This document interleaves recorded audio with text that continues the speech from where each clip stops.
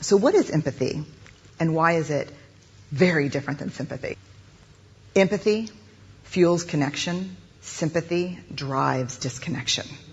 Empathy, it's very interesting. Teresa Wiseman is a nursing scholar who studied professions, very diverse professions where empathy is relevant, and came up with 4 qualities of empathy.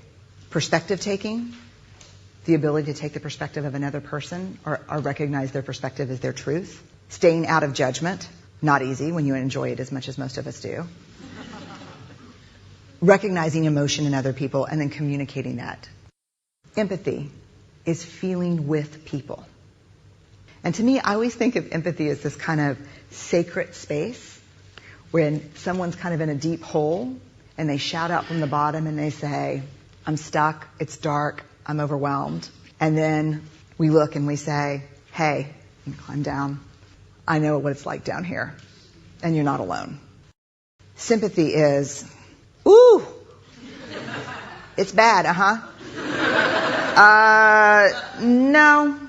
You want a sandwich? Empathy is a choice, and it's a vulnerable choice, because in order to connect with you, I have to connect with something in myself that knows that feeling. Rarely, if ever, does an empathic response begin with at least. And we do it all the time. Because you know what? Someone just shared something with us that's incredibly painful, and we're trying to silver lining it. I don't think that's a verb, but I'm using it as one. We're trying to put the silver lining around it. So, I had a miscarriage. Oh, at least you know you can get pregnant. I think my marriage is falling apart. At least you have a marriage. John's getting kicked out of school. At least Sarah is an A student.